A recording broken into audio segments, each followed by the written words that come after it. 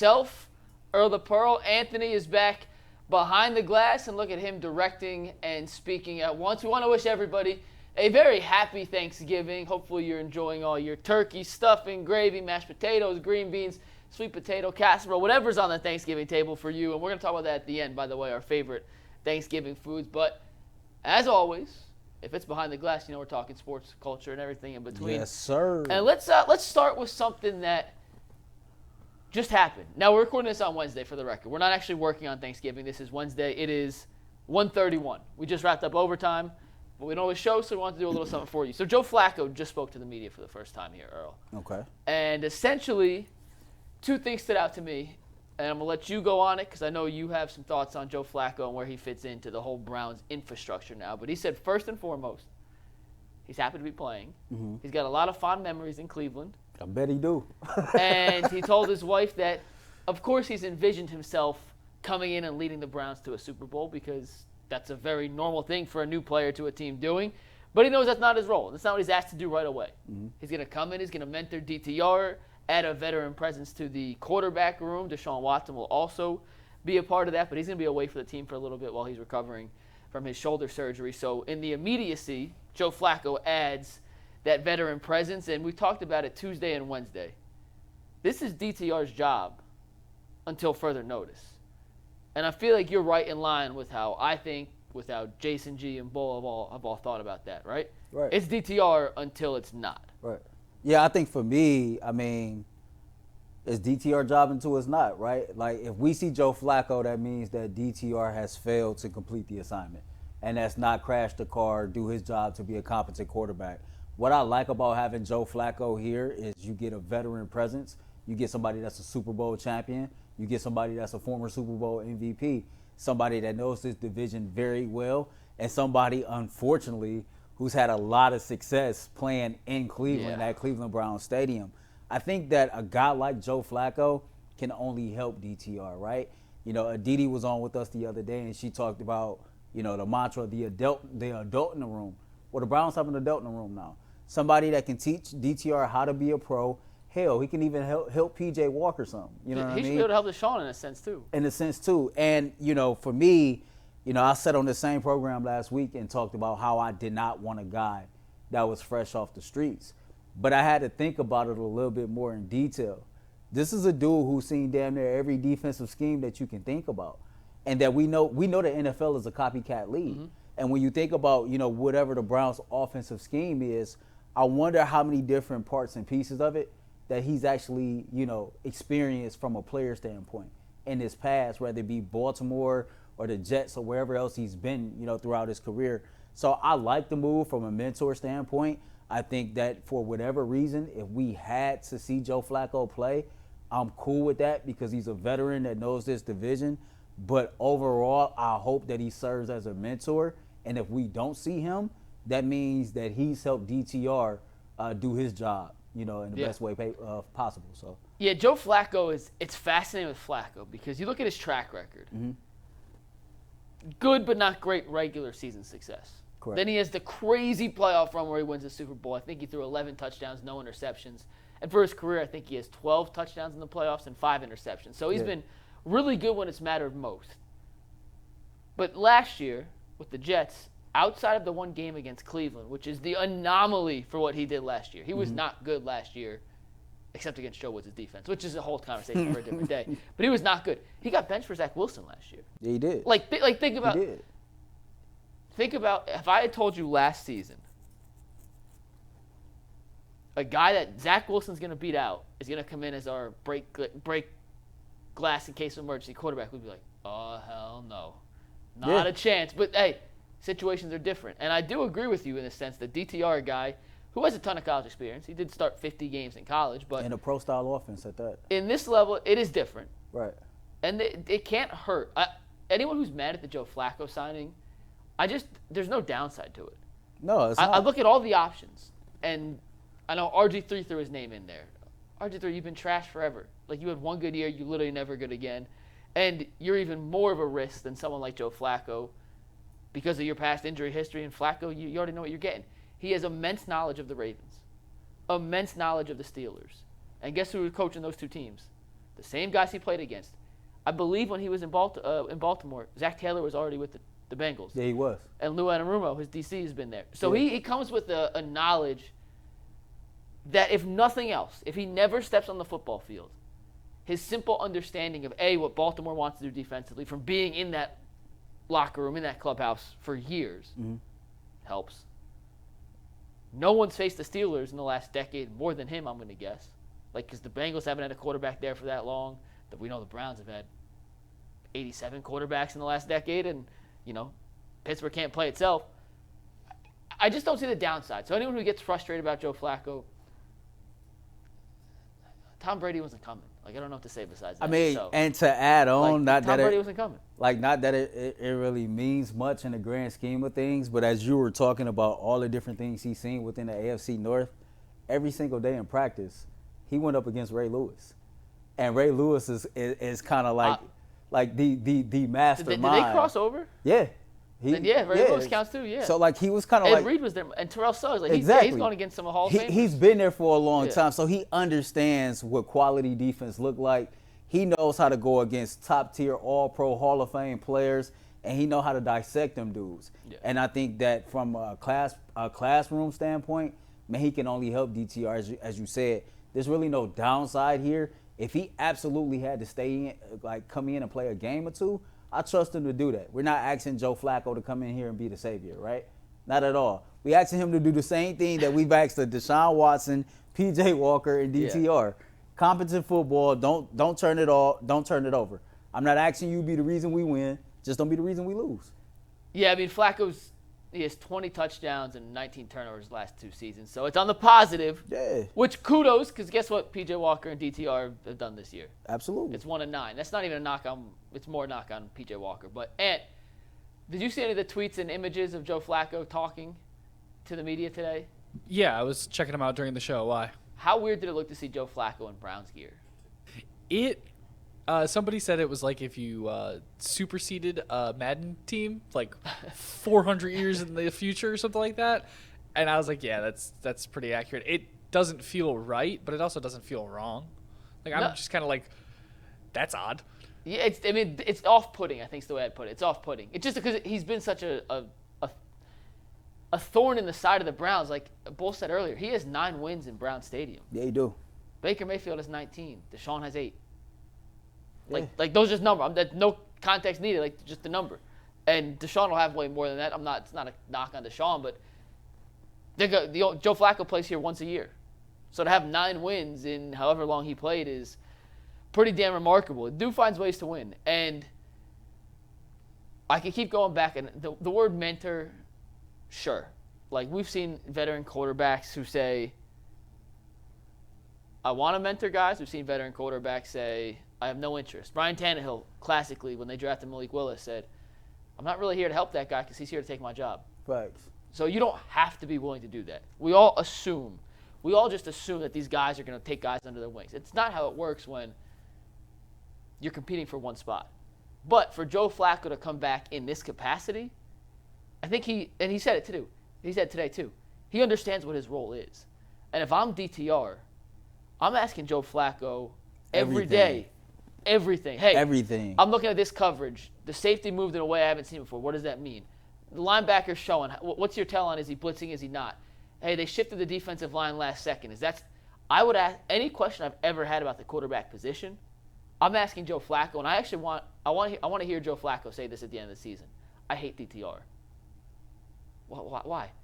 Because he wouldn't stop blowing me up at 4 a.m. and asking me questions about how to dissect a cover 6 defense in 3rd and 7 situations. Obviously not a true hatred, right, but a little brother, get away from me, I need to sleep, I'm old situation. And that would make me feel that even if they pay him the veteran minimum, it'd be worth every single penny if that's what DTR's getting out of this. Well, clearly, man, the dude still think he has something to offer to the game of football. He alluded to being kind of shocked and surprised that nobody had gave him a call before the Browns did.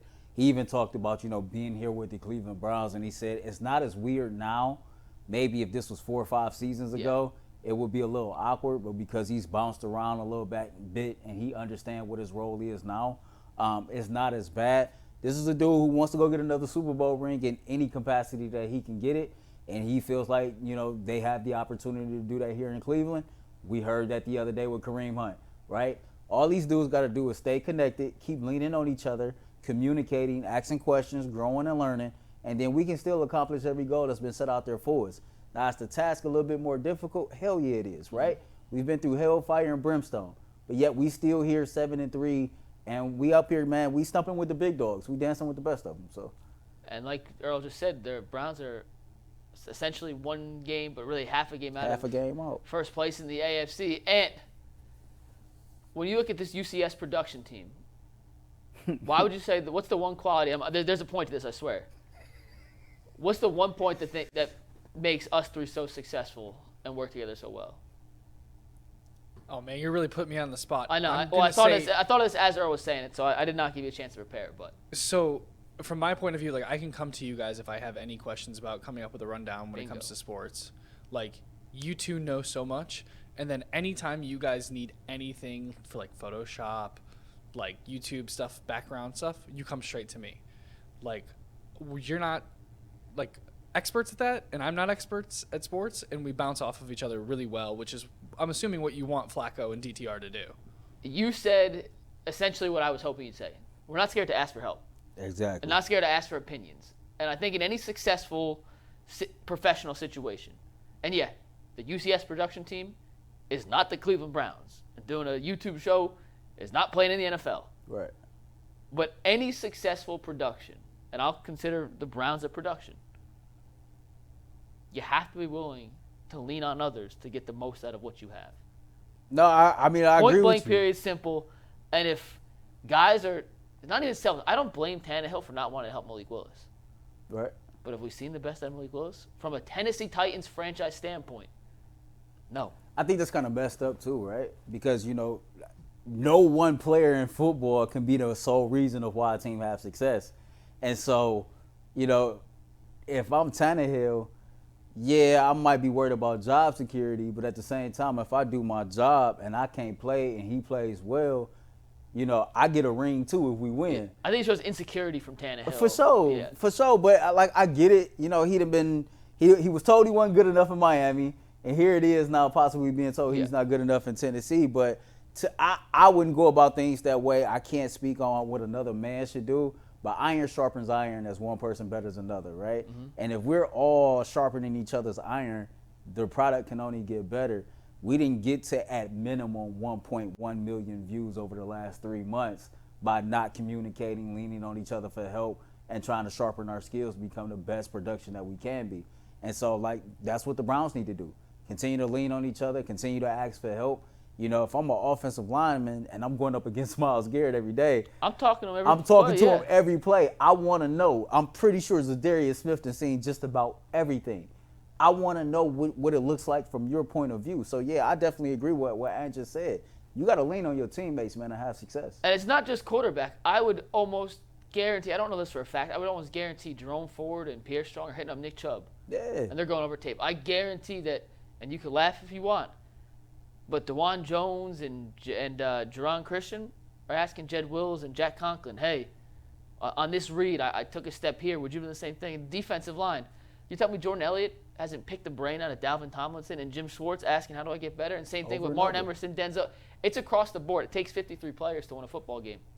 It's not one. Yeah. And if Joe Flacco, and this is a Flacco discussion, if he can come in and he can help elevate DTR's game by 2%, even just 2%. It might equal 2 wins. By some of the knowledge that he's picked up, like you said, it could be 2 wins. Because we saw DTR play against Pittsburgh.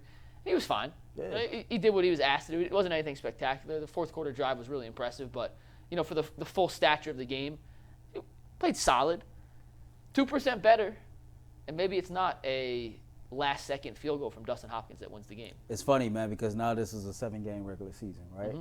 And so we get to put the Browns to the test for 7 games. We get to put DTR to the test for 7 games and see how this thing turn out. And so it'll be interesting how fast Joe Flacco can pick up the offense, get itself kind of in there with everybody else, and then do what's necessary to help this team have its overall success. Yeah, and here's we'll take you behind the scenes and behind the glass. Director Steve and IT guy John just walked in here to help fix a light that's out in the upper corner. So if you see anything fishy going on, it is our good friend IT John and Director Steve fixing this up. Once again, we are taping on Wednesday. This is airing today on Thanksgiving. Happy Thanksgiving if you're Happy watching. Thanksgiving, hit the like everybody. button, hit the subscribe button. We are thankful from UCSS to all you guys out there who support what we do, and I cannot tell you enough how thankful we are for you guys for being part of this whole process. I think our goal was to, create something, because we're not going to be here, to where when your mom, your auntie, your grandmother is in the kitchen cooking, and your dad, your grandfather, your uncles, and your cousins is sitting down getting ready to watch football, you can turn us on, man, and watch us for an hour and a half before you watch the Detroit Lions. So It kind of worked out. And we're going to talk a little football in a sec. We'll preview the 3 Thanksgiving Day games. Then we're going to talk some Thanksgiving. I want to do Cavs for 1 sec here, guys. For sure. And we're not going to go super long because we know we got football games going on and we know you got family to be with. So once again, you're our family, and we do appreciate y'all. With the Cavs, they've won 4 straight. We talked on Wednesday's show about Craig Porter Jr. stepping into that role. I don't want to say that UCSS broke Craig Porter Jr. into the universe of what he could be, but kudos to us. We told him. We were kind of the first on a bandwagon. We told him. And actually, shout out to his agent, Ryan, for reaching out to us and being like, hey, y'all got a dope show. We got to get Craig on. I was like, please. Here's something else behind the scenes. Me and Mike both got DMs on Instagram from his agent. Neither one of us thought it was real at first. Yeah, I thought somebody was running the game on me, like, okay, I know I'm getting I know I'm starting to tread in the right direction, but I don't think I've reached that level yet to where somebody's agent is reaching out to me. And sure enough, it ended up being true. But, from the beginning of the time, before even the agent reached out, Earl of Pearl, Mikey McNuggets was the first 2 people that I can think of in the city of Cleveland telling you, be on the lookout. He can play. Because this undrafted free agent is not your usual undrafted free agent, and the boy can ball. And he's been doing that. He's been awesome the last 3 games. He was phenomenal against Philadelphia, even better against Denver. But for 10 minutes, and I'm going to set a 10-minute timer because we could talk about this for no joke 2 hours for sure if we had the runway. But the Cavs have won 4 straight games. Mm-hmm. And they dealt with injuries. And I'm going to ask the question before I give you the answer. Is there a chance, and I'm not asking for a definitive answer, yes or no. I'm asking, is there a chance that this team is better when only one of either Mitchell or Garland plays? And we'll ask the question this way because Mitchell's been out and they've won 4 games. But is this Cavs team better without Donovan Mitchell? Hell no. Thank you. I'm glad you said that. Hell no. Like, not even in the least bit. I'm glad you said and I get it. Recency bias. Eye test shows you the last 4 games. All of a sudden, Darius Garland is putting up numbers in the assists and points category. And you see the Cavs out here winning some games. They didn't beat the Sixers. They didn't beat the defending NBA champions and the Denver Nuggets. But hell no. If anything, it's a further indictment on J.B. Bickerstaff that you got all this talent and you don't know how to utilize it correctly when all parts are equal and everybody is healthy. Why is it that Darius Garland can only ball out without Donovan Mitchell? Why is it that this team can only move the ball like this without Donovan Mitchell? How is it that you as a head coach still haven't figured out how to utilize all this talent you got when everybody's out there together? And to me, that doesn't ring. We don't need Donovan Mitchell. If anything, it's a further indictment that we might need another coach. And I get it. The rumblings about his job security has been floating around. Hard to fire a guy after you just won 4 straight games, man. But I would tell you, don't let the 4-game winning streak kind of like blind you. You still need to be able to see the forest from the trees. This is a team that got a lot of talent. Most of it is being underutilized. The rotation is not the best. And then here we are in a situation to where we're going to have fans. We're going to have media talking about this ad nauseum because the Cavs keep on winning without Donovan Mitchell. And now it's raising these questions, well, do the Cavs even need Donovan Mitchell? You absolutely 1,000% need Donovan Mitchell. What you need is somebody to put them in position to be able to play off each other a little bit better, him being Donovan Mitchell and Darius Garland. And before I go, what do you think? You don't get worse with Donovan. I agree with Earl. I think this is more of an indictment of the coaching staff not knowing how to use their weapons. But I don't think he's the best fit for our team, and it makes me question why we went after him in the first place. We made it to the play-in game. We were making strides to the right direction before we went and got him. And I don't know if I would have broken up that chemistry so fast, but it's such a good opportunity you can't say no to it. I don't think I'd reverse the trade, but I think I would have looked more into, hey, can JB handle all of this talent? And clearly I don't think he can. Yeah, Earl's right. they're not better without Donovan Mitchell.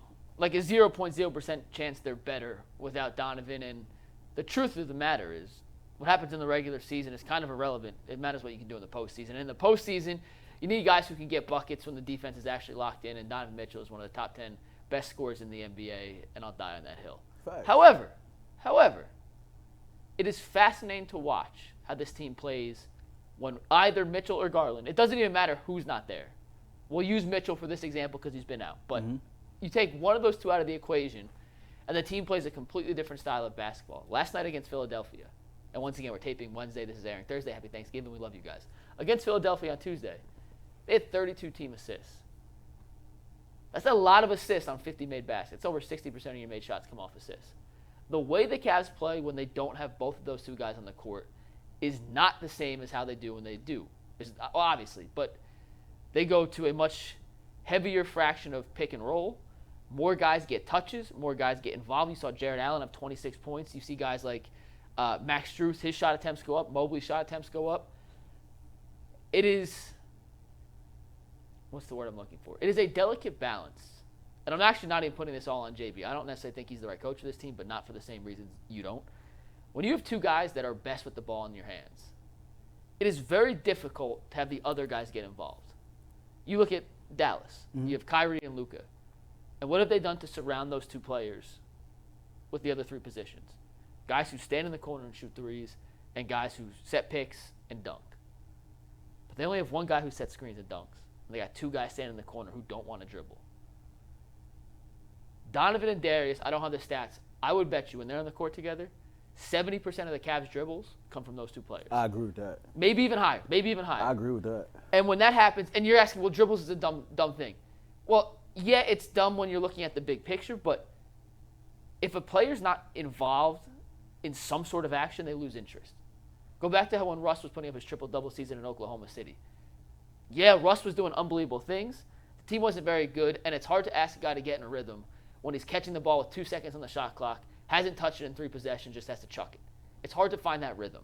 And it seems like the other guys on the Cavs, whether it be Strus, whether it be Niang, who struggled to find his role on this team, whether it be Mobley and Allen, whoever else is out there, when they're with Mitchell and Garland on the court together, no one else seems to be in an offensive rhythm consistently. You see guys like Strus get hot every once in a while. You see Mobley have a big game. But for the most part, everyone else on this team's best games have come when one of those two guys are off the court. And I don't think it's even in the best interest of the Cavs to take the ball out of Mitchell's hand and Garland's hand and give it to other players because they're your two best guys. But you have two small guards who thrive in pick and rolls, who both, in theory, can play off the ball, but in actuality, don't like to play off the ball.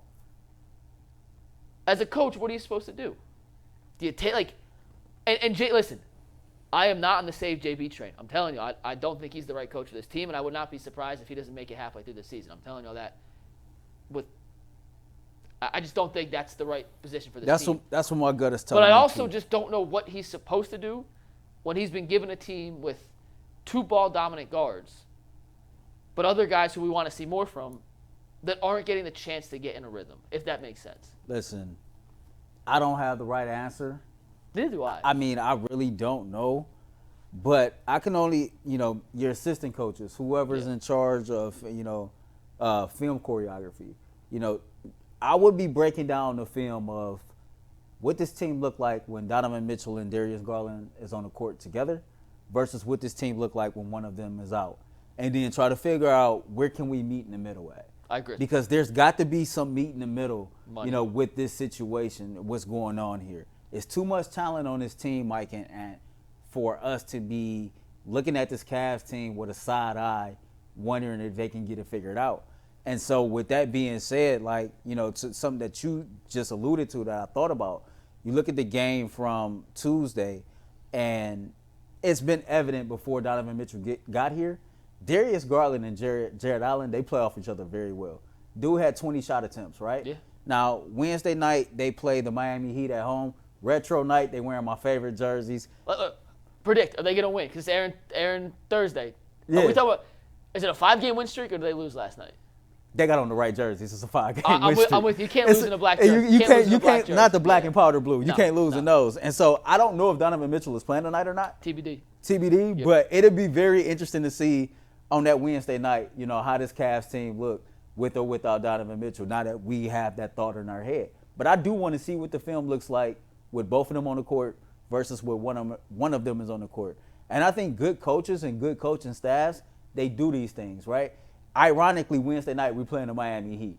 Best coaching staff in the right? league. If Spoelstra and his assistant coaches had this issue, I know for a fact they'll be in the film room trying to dissect the film, trying to figure out where they can find common ground. And that's not happening here. I'm with you. I think it's a very high chance that he's not here at the end of the season. What would piss me off about that, though, is that we kind of seen the writing on the wall at the end of last year.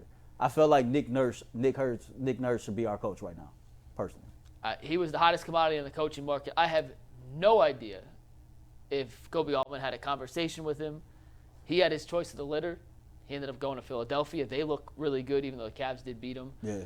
And one thing with the guards, too, I do think the coaching plays a part in this, but the players also have to make sacrifices as well. And Garland and Mitchell are both in the point of their career where I don't think either's accomplished enough to be willing to sacrifice. It's one thing to ask LeBron and D. Wade in Miami. Right. LeBron hadn't won a championship yet. Dwayne had. But those two had established themselves as two of the best 5 players in the league at that point, right? Yeah. They understood, or I'm assuming here, I'm making an assumption. They understood at that point, I want the ball, I'm LeBron, you're Wade. Right. Or we can switch, doesn't matter. But just like, I want the ball, you want the ball. All right, well, we can't both have the ball, and neither of us is a great spot-up shooter. We're going to have to play off each other. But for LeBron to sacrifice a little bit and Wade to sacrifice a little bit, they were already established in that echelon. I'll take a step further. I think Wade sacrificed more than LeBron did. 100%. But Wade already had a title. He already had a title, and he had played with Shaq, and he was under Pat Riley. You know what I mean? Yeah. So, for me, it was like, okay, this dude had already been given this game, this education from a Hall of Fame coach, win. right, and a Hall of Fame player on how to win.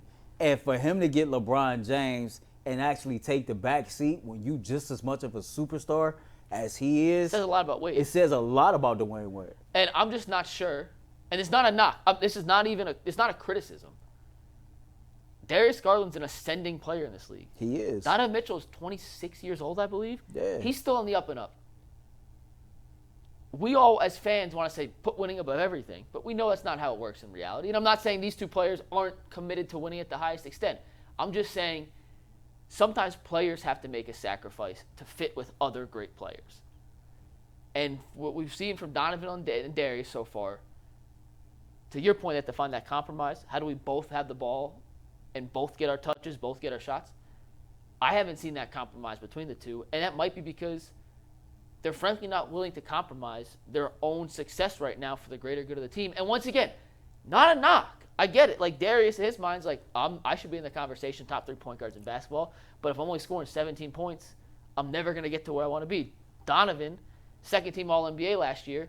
Well, hey, I think I'm good enough to be first-team All-NBA. I'm not going to drop my points per game from 28 to 23 to give Evan Mobley and Max Strus 4 extra shots. Like, I understand why they'd be hesitant to do that. But if we're looking at the Cavs as a team that needs to win, I think both of their touches need to go down, and other guys got to get more involved. Especially when you look at Donovan Mitchell's case, who don't qualify for the Supermax, he's still trying to get his new contract. And there you go. So, there you go. That's not going to be talked about, but that's a reality. He still know he got a bag to cash in on, and he know he's not in the same situation as Darius Garland, who did qualify and get the Supermax deal. Yeah. He's not going to get that. And so it's going to be really hard to see Donovan Mitchell give up two or three shots a game just for Strus or Garland to get an extra shot a game. But again, the players got to give some too, man. I just feel like they need to be put in a better situation by their head coach when they're both on the court in order for them to have some success. All right, I'm pulling up the schedule for the NBA Thanksgiving Day games, guys. And do you have anything else with the Cavs you want to add? No, I think you guys covered it. Beautiful. I'm pulling up the NFL schedule here, guys. We have 3 Thanksgiving games. We're going 3 minutes each, so 3 games in 10 minutes. Y'all ready? Let's do it. It is 2:02. We're done at 2:12. Anthony, Packers versus Lions in Detroit. a 12:30 kickoff. The Lions 8-2 on the season. Green Bay 4-6. The Lions are 7.5-point favorites, but Jordan Love and the Packers are coming off their best offensive showing of the season. Anthony. I don't care about the Packers. Lions were my sleeper pick when we did our picks at the beginning. I think they have a real run at the NFC this year, and I've so far been proven right. I'm all Lions. Earl. Jared Goff been a little suspect the last couple games, man. I'm looking for the Detroit Lions to bounce back at home on this beautiful Thanksgiving Day. I think it's going to be a big offensive explosion for the Detroit Lions today. I'm actually going to put in my FanDuel ticket. Hey, real quick, put it in with me. We going Jared Goff over 275 yards. St. Brown, we're going to go over 70 yards receiving. I like that. I'm going Montgomery over 40 yards rushing. I'm going Gibbs over 40 yards rushing. I'm going Gibbs over 25 yards receiving. Anytime touchdown goes to Montgomery and to Brown. That's a lot. Hey, let me ask you a question real quick. Who has more touchdown passes this season, Jordan Love or Jared Goff? Well, because you're asking, I'm assuming it's going to be I'm Jordan assuming Love. it's Jordan Love. It's actually tied. They both own 16 this season. But I didn't know. you. Like, I thought Goff was. Well, I mean, Love got off to a hot start within the first couple games. And then he's been terrible since. Yeah. Ain't no love for Love. No, I think, listen, this is the first Thanksgiving Day game in Detroit in a long, long time that meant matters. anything to Detroit. Yeah. Anything to Detroit. I expect that crowd to be similar to what we heard in Cleveland this week against Pittsburgh. Yeah. Detroit deserves all the flowers they've gotten this season. If not for the Browns, or maybe it's 50-50 split, they're just as good of a feel-good story to the national audience as Cleveland is this year. I want a Cleveland-Detroit Super Bowl so bad. I think we all do. It's so bad, and I cannot do. wait to see. Because usually these Thanksgiving games, Detroit's out of it by now. They're 3-7. It's terrible, whatever. The fans show up because Detroit fans are awesome. But I cannot wait to see that atmosphere inside Ford Field. And I think it's a 7.5-point spread. I hate giving more than a touchdown, but I think the Lions beat the living dog piss out of Green Bay today. The second game, not a great game. Dallas at home against Washington, who just lost to the Giants. They had 6 turnovers for the Giants. The Cowboys are an 85.1% favorite. 12.5. According to Vegas, and a 85.1% FPI projected winner and a 12.5-point line. Deron Bland has more touchdowns than season, and he plays defensive back than the Browns receivers have as a total unit. So you might be able to get a defensive touchdown here. Sam Howell throws picks like I give out Halloween candy. You get one, you get one, you get one. And you can start here. I looked at Earl and said, Ant, that was terrible. Earl, you start on this one. We'll go to I mean, you know next, we look alike, right? Just look at us. Yeah, I know. I don't see if yeah, just look at us. That's the fact I just don't see color. Everyone's the same to me. Earl, Dak Prescott's your fantasy quarterback. Yeah. He has one more touchdown pass this season than Sam Howell. And, are you picking the Cowboys 12.5 points? Yeah, man. I mean, the Cowboys has been hot. Dak Prescott, we talk about quarterback play not being all that great, but Dak Prescott, at least 3 of the last 4 games, has been one of the, at least, statistically wise, one of the best quarterbacks in the NFL over that time span. Dallas is playing pretty good football right now. Washington is not. One organization has aspirations for a playoff and a Super Bowl run. The other one is gearing up to see how high they can get in the draft to kind of like change their fortune. So we know Washington sold a lot before the trade deadline to get some draft capital. 2 organizations that's going in 2 totally different directions, man. I look at for Dallas to win, but I'm going to take Washington to cover. 12.5 is a lot of points, man. That's a lot of points. I know it's not going to happen, but I can't stand the Cowboys, so I'm going to pick Washington for the upset. I think the Cowboys are the biggest fraud in the NFL. Dak is fake, and they beat up on. Tell me a team that they've beaten with a winning record this year. Yikes. I know Washington doesn't have a winning record, so they're probably going to beat them. But I'm picking Washington for the upset. Why not? Happy Thanksgiving. Anthony, take your phone out, and I'm going to give you numbers, and I'm going to ask for that number. I need you to do some mental math for me. You ready? Okay. Tell me when you're ready. I got the calculator open. 20 plus 35 plus 23 plus 32. Don't tell me the answer, but do you have it? Yeah, I got it. Okay. Do you know what the only thing? Well, what's your favorite? Yeah, let me just say this. No, ask me. What's my favorite? No, because I was going to give it away. There is nothing in this world that tops the Dallas Cowboys' thirst for beating the ever-living dog piss out of bad football teams at home this season. In 4 games at home this season, the Cowboys have outscored their opponents by, Anthony, 110. 110 points in 4 games. They are beating teams at home this season by 27.5 points per game. That's crazy. Listen, and all these teams suck. Guess who also sucks? The Washington Commanders. They beat the Jets at home 30-10. They beat the Patriots at home 38-3. They beat the Rams at home 43-20, and they beat the Giants at home 49-17. It makes no sense. The Cowboys are not that good, but when they have bad teams come to Jerry World, they send them home with their tails between their legs and a giant black and blue bruise. I think the Cowboys not only beat the Commanders, they beat the piss out of them, and 12.5 points is a lot of points. I still take them. Sam Howell throws interceptions all over the field, and this defense can turn just about anything into a touchdown. The last games, the headliner, San Francisco in Seattle. The first time these two teams have played this season. It is a 7.5-point line. Geno Smith up in the air. He's questionable. Mm-hmm. He seems to be trending towards playing, but no official decision yet. Once again, this is Wednesday. Thank you. Happy Thanksgiving. Anthony, you start this one. San Francisco, Seattle. How do you feel? Two teams the Browns have played this year. Yeah, no, I'm taking San Francisco. I know we beat San Francisco, but they had injuries. They went on a 3-game loss streak. They're back to full health. They're looking like the team that we all thought they were going to be. Seattle, I think without Geno, they're really bad, and I think with Geno, they're mid. So I don't see them winning this game, especially if Geno doesn't play. Earl? A couple things here. First of all, I'm taking Seattle to cover that 7.5, and I really don't care if Geno was out there or not. This is a divisional opponent that San Francisco has struggled with, no matter how good or bad they've been over the last couple of seasons. I think if Geno plays, I actually like Seattle to win this game. I think the Browns might have exposed something with the San Francisco 49ers. Granted, they got the win versus Jacksonville last week, blew them out. They even. looked good. They look damn good doing it. They look damn good doing it. But it's just something about this game, with it being a divisional game in Seattle. I think that when you look at both teams on the defensive side of the football, I think they're comparable in that area. I think that Brock Purdy, has the advantage at the quarterback. Of course, there's a running back advantage there with Christian McCaffrey. I don't think Kenneth Walker is available for this game either. I think he's hurt. He's questionable TBD. Okay, so like those two things, it kind of has me up in the air. I would tell you this: if Geno Smith and Walker play, I think Seattle win this game. If they don't, I think San Francisco wins. But either way, Seattle covers that 7.5. It's the headline game. I have no idea what to make of San Francisco. I go back and forth on thinking they're phenomenal, then they were bad, and they looked really good again. And I'm just I don't really have my mind made up. But what I do know is I don't like Drew Lock, and I like San Francisco's defense. And even though it seems like Geno's playing, it could be one hit, he's out.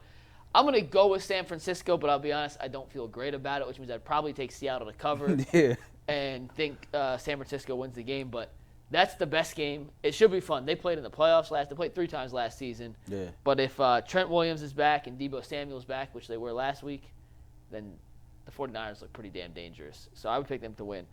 All right, it is Thanksgiving. It'd be unfair of us to wrap up a Thanksgiving show without talking about our favorite Thanksgiving foods. So, Anthony, you start, Earl, and I'll wrap up.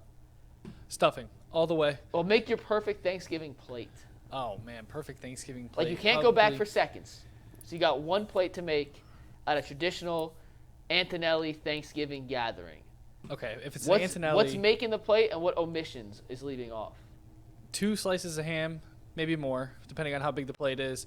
I'm taking the cheesy potatoes that my mom makes, the stuffing that she makes, and then pumpkin cake for dessert. We'll get to dessert. So dessert doesn't count. Sorry, you got space for one more on the plate. Oh, okay. Oh, man. Oh, green beans. Anything with green beans, love green beans. Earl, what's on a Malden? So or on Pearl plate? On my Thanksgiving plate, I'm very particular, very specific here, right?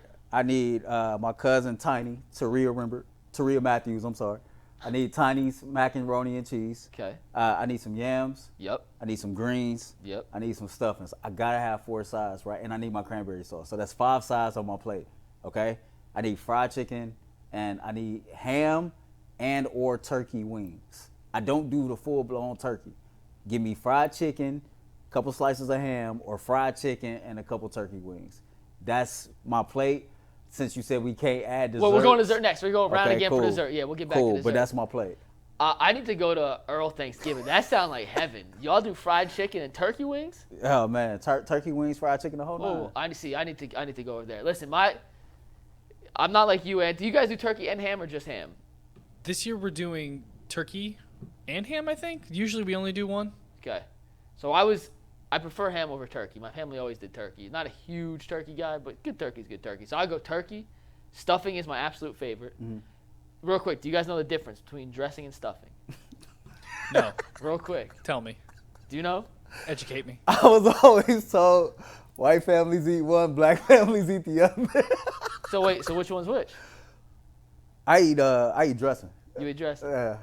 And Stuffing. So here's the real answer. If it's cooked inside the turkey, okay. It's stuffed inside the turkey, okay. It's stuffing. All right, cool. And if it's Never just make that motion with your hands again. What? It's stuffed inside the turkey. Whatever. If it's cooked in its own tray outside the turkey, it's dressing. It's dressing. Yeah. So stuffing is better than dressing. So give me turkey, give me stuffing. I put cranberry sauce on it all. Cranberry sauce is a necessity. Okay. I like the canned cranberry sauce. Facts. I like the regular cranberry Facts. sauce. I like the bag cranberry sauce. Facts. I like the good cranberry My sauce. man. Cranberry sauce should not be a one-day-a-year event. It should be every Cranberry year. sauce should be available on menus worldwide at least 6 months of the year. The best part of Thanksgiving, the leftover day sandwich where you put the cranberry sauce on top after you reheat it, and that's the perfect bite. But while we're talking about the main plate, I just thought about green something. bean casserole. Go ahead. Mashed potatoes. I love you, Dad. Not the greatest mashed potatoes I've ever had in my life. They're good. So if we had to make one plate, I skipped that for the green bean casserole. My grandma makes these. It's like a sweet potato casserole yam thing with the marshmallows on top. Does that count as dessert? Yeah. Okay, then that's off the plate. So I got my turkey, my stuffing, the green bean casserole. My aunt makes a cornbread casserole. That's killer. So give me that and then some cranberry sauce on top. What'd you think of? So no, I was thinking. Like me and you probably had the same issues growing up. I got a pet peeve for people who go to the store and get 1 or 2 cans of cranberry sauce. No. Knowing damn well I can eat a whole can by myself. Like, you need to go get 4 or 5 of them joints, right? Yeah, 2's for me and the 2's for the rest of y'all. Exactly. Yeah. So like, but no, that's a pretty impressive Thanksgiving plate. Yours too, and I think we all got some pretty impressive Thanksgiving plates. Nobody is topping my desserts though. Well, you start with desserts. Nobody's topping my desserts. So man, when I was in Ohio Media School, one of the first skits I did a radio skit called Gigi's Soul Food Kitchen. And my great-grandmother, her name was Pearl, go figure. Okay. She passed away the day before I started media school, so it was dedicated to her. But my Gigi could throw down in the kitchen, right? And one of my favorite desserts of all time is old school. So I'm going to say people 40 and up going to know what I'm about to say. It's called an egg custard pie. Yeah, right? Never heard of it. Never heard of it? Man, I wish I could bring a pie in for you all to taste it. That is like my number one dessert. I gotta have that. Like my grandmother, you know, she's older now. She doesn't cook anymore. She got dementia, but she still gets out and enjoy her family. Give me her pound cake, right? I definitely need that, so good. and I need some sweet potato pie. Sweet potato pie is a classic. I don't need much of anything, and the sweet potato pie is a toss-up because I know a couple people who can make a damn good sweet potato pie. But like, if I can get my Gigi's egg custard pie just one more time, it'd be everything for me. Everything. And so my mom makes really good like chocolate vanilla pie, or chocolate cream pie. I think might be what it's Your called. mama make great desserts no matter what. yeah, her cookies That's are true. killer. Yeah. I'm sure I'll have stuff to bring in Friday for us. She makes a great pumpkin pie too. But my aunt, who I have not spoken to in like 10 years, made this amazing pumpkin cake, and it's just the best dessert I've ever had in my entire life. And someday, hopefully, I'll get it again. But yeah, that's my go-to. Donovan Mitchell is officially out tonight, by the way. We talked about that earlier in the show. Well, Mitchell will not play against the Heat. So we'll see if Wednesday Darius night. Garland. Yeah, Wednesday he's night. out Wednesday Wednesday night. night. Yeah. We'll see if Darius Garland can pick up the slack again. My favorite dessert, ice cream. Give me a brownie and ice cream. I'm good. Pumpkin pie, I'm not huge on. Pecan pie, pecan pie, whatever. Sucks. Hate it. That's why I don't care to pronounce it right. sweet potato yams, sweet potato casserole with the marshmallows on top. It's more of a savory and sweet dessert. That's my stuff. But, yeah, I'll take double the turkey, prime rib, ham, whatever the meat is. For sure. Instead of dessert. I'm a carnivore. Yeah. I know we got to go. I just want to know. We got two more things real quick. Okay. First off, we're going to go around and say what we're thankful for. That's what I was saying. And before we do that, though, I am, as you're watching this, well, I haven't gone to Bull's house yet, but I'm going to Bull's house for Thanksgiving. Bull, thank you again for welcoming me to your house. It's me, his wife, his son, and Bull, just us four, chilling on Thanksgiving. They're making prime rib. I want you to predict my headline coming in Friday morning. My headline for how my experience at Thanksgiving with Bull went. Your headline for your experience at the Bull household. I put you on this. I should have texted. I knew we were gonna do this, and I forgot to text y'all. I have no idea. Prime, full, and sleepy. Bull residents put McNuggets in a coma. I like that. Well, I don't know if I can top that. No pressure, Ant, but it's better be damn good. As advertised, Bull, king of food in Cleveland, serves up the best plates. What do you want from me? I want it better than that. He went You see me trying to do stand-up comedy. I'm not good at improvising. All right, and you can start. What are you thankful for this year? Then we'll wrap up. I am thankful for you guys and like this show and my family. And I just passed a year with my wonderful girlfriend Bree. Like everybody that has come into my life in the past like 2-3 years has just been absolutely amazing. Going back to like the very end of college to now, I couldn't be more happy for the people I've surrounded myself with after surrounding myself with not the best people during college. So I tend to take a look at that and just love everybody that I'm around, and it makes me so happy every day to get to talk to everybody, come in here, do this, and do what we love to do every single day. Earl? To back up what he's saying, I'm really thankful for Mike and Anthony, man. Like, you know, I met them both separately, and collectively, they came and got me and made me a part of the team.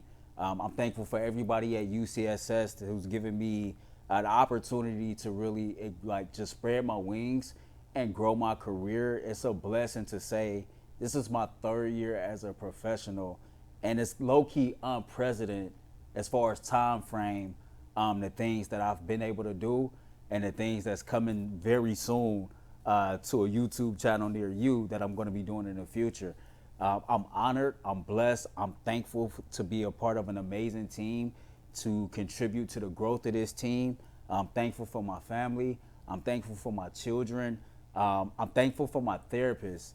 This has been a trying roller coaster year for me, and yet, man, all glory to God, I'm still here.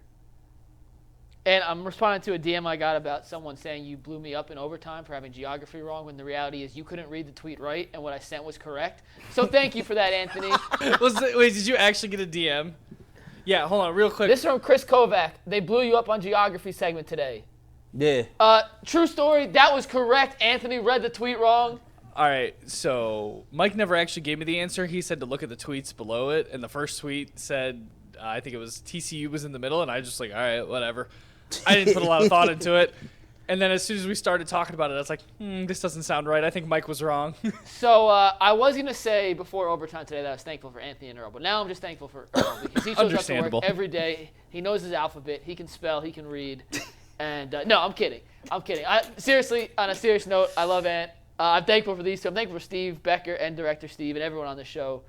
It's been awesome. I've said this before. I'll say it again. I came here with zero expectations for a city, for a project I thought could be cool, but we had no idea what was going to happen with it, and it has far exceeded my wildest expectations. I'm thankful for you guys who are a part of this. For the fact that I'm getting a DM from someone I've never met in my life saying that Anthony threw me under the bus. Like, I love to bust Anthony's balls, but I love the fact that you guys come to me and tell me when Anthony throws me under the bus when I'm not even there. Like that, I cannot be more thankful for you guys for making what we do so much fun, for showing up when we do stuff like this, for showing up for post-game shows, behind the glass, whatever it is. We do not do what we do without you. We are a representation of what you guys want to hear. Sometimes you may not always agree with us, but we try to give you topics that at least invoke some sort of thought. And today we talked about Russell Wilson versus Deshaun, and we had a 2 versus 1. If there was more people on the show today, it would have been a 2 versus 2. So it's good to have some sort of discourse. Remember, at the end of the day, it's always sports. It's always fun. None of this is too serious. And even if we argue, it's out of love. And even if we make fun of you guys or yell at you guys. It's out of love, too. Also, thankful for my family. I'm getting to see my brother and sister for Christmas. We haven't been together since Germany. Haven't been together on Christmas. I know it's looking ahead, but in a long time. Shout out to Gabby for being dope, and for everyone else who I've encountered in Cleveland for making Cleveland feel like home. So the last Thanksgiving didn't necessarily feel at home here in Cleveland, and now I don't want to leave. So we appreciate y'all. Happy Thanksgiving from the Ultimate Happy Cleveland Sports Show. Crew, thanks for tuning in for Behind the Glass. Hopefully we time this up. We're going to see how long it is, and so this is going to end at 11:50. So I don't even know what time this is going to premiere, but we love you guys. We thank you. Happy Thanksgiving, and we will see you tomorrow, a.k.a. Friday, on the Ultimate Cleveland Sports Show. Peace. We're getting good at that. We're getting good at timing that up.